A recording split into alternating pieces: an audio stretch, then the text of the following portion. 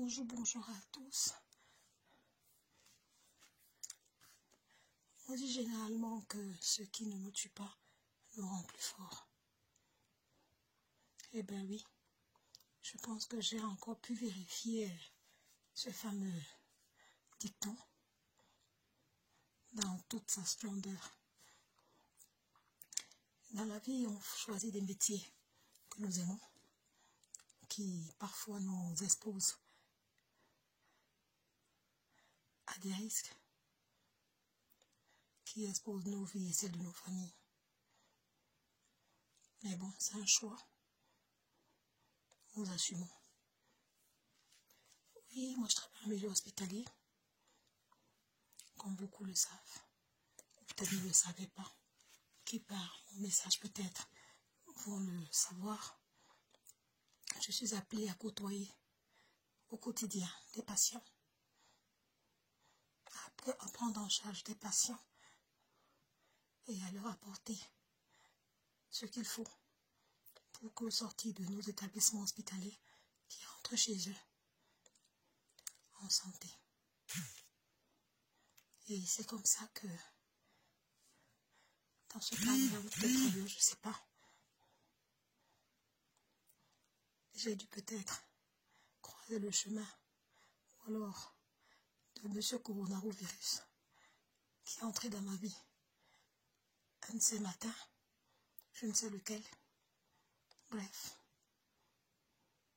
M. Coronavirus a frappé à ma porte et est entré dans ma vie de manière fracassante.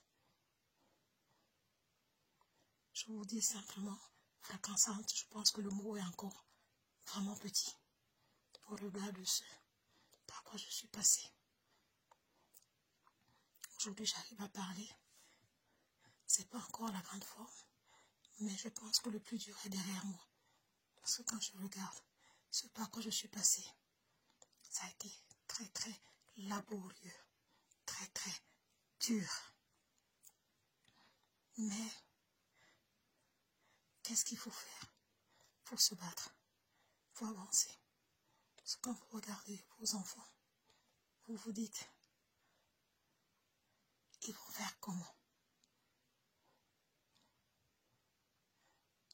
Donc j'ai dû me battre. J'ai dû me battre. Et avec le concours et la présence de pas mal de personnes qui me sont chères, commencer à énumérer. La liste sera longue. Et je pense que je vous ai déjà dit merci à mon mari et à mes enfants,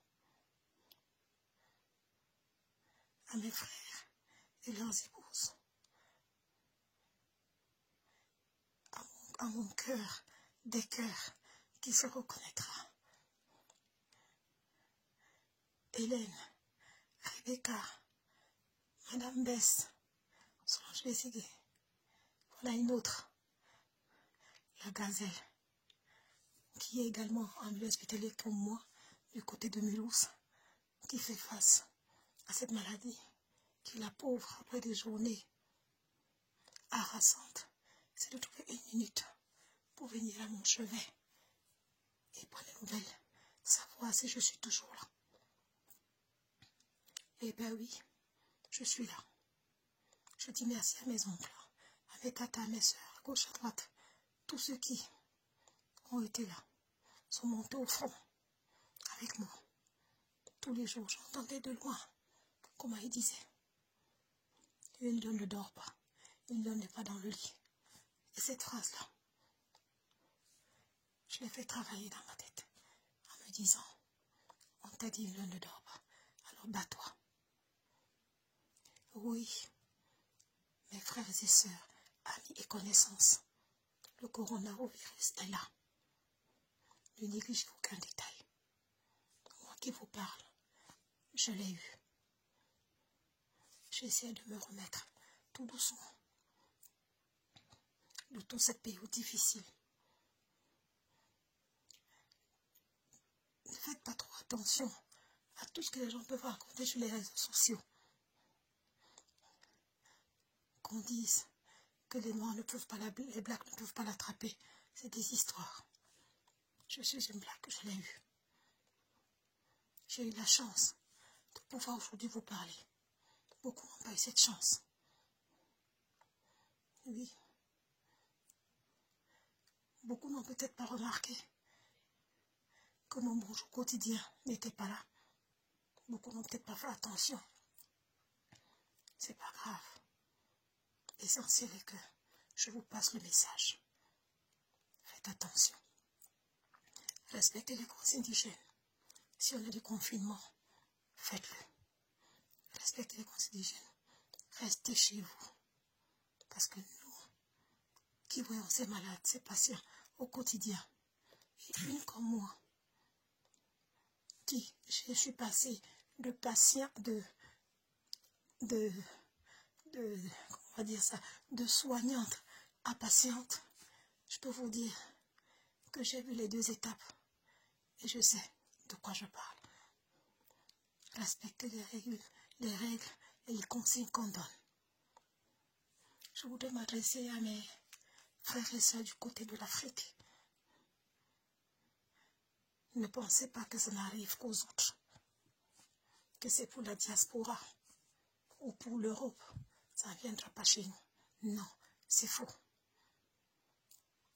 À partir du moment où on a des gens qui vont et viennent, attendez-vous à voir ça. Et aux dernières nouvelles, vous l'avez déjà sur place. Respectez les consignes. Cela dit, restez chez vous. Restez chez vous. Pas besoin de sortir pour aller à des deuils, à des rassemblements qui, excusez-moi, ne vous apporteront pas grand-chose en ce moment, mais qui pourront plutôt vous ramener la maladie et compliquer la vie, compliquer vos vies et celles de vos familles. Respectez. Je suis malade du coronavirus. Dieu merci, je me remets, mais beaucoup peut-être ne se remettront pas de ça. Ce qui est bien le cas pour ceux que l'on voit tous les jours. C'est une maladie très virulente qui attaque les voies respiratoires, qui commence par des petits picotements dans la gorge. On a la poitrine qui se compresse. On a parfois les sinus qui peuvent avoir des petits picotements ou des violents de tête, avec une poussée terrible de la température. Attention. Le confinement, le Doliprane, sont des médicaments basiques que nous avons. Mais elle peut avoir des effets beaucoup plus violents si elle trouve que vous êtes déjà porteur ou porteuse d'autres pathologies. Donc faites attention. Écoutez les consignes. Faites attention aux gens autour de vous. Prenez soin de vous. Ne faites pas n'importe quoi. C'est très compliqué. Cette maladie n'est pas facile, elle n'est pas évidente. Mais je pense que si chacun met du sien, on va y arriver. On va freiner son évolution. Mais il faut déjà accepter qu'elle est là. Ne restez pas dans le déni. Ne restez pas dans... comment je vais dire ça? C'est pour les autres, c'est pas pour nous. Ce discours ne nous fait pas avancer. Ne restez pas dans le déni. J'en suis la plus vivante. D'autres aussi derrière vous diront. Peut-être que les autres, vous ne les connaissez pas. Mais moi, je me permets de parler. Parce que je sais que beaucoup me connaissent. Je suis Olga Kessler. Beaucoup ne le savent pas, mais cette maladie est là. Prenez soin de vous. Je dis encore merci à tous ceux qui ont été avec moi tous les jours pendant ce combat où j'ai failli laisser ma vie. Honnêtement, battez-vous tous les jours et on y arrivera. C'est la participation de chacun à son niveau. Il n'y a pas de moindre effort qui nous fera avancer. Merci pour tout et merci de faire passer ce message à chacun pour que ça nous aide tous à comprendre et sortons du déni de cette maladie. Merci. Et merci de prendre le temps de m'écouter. À bientôt. Au revoir.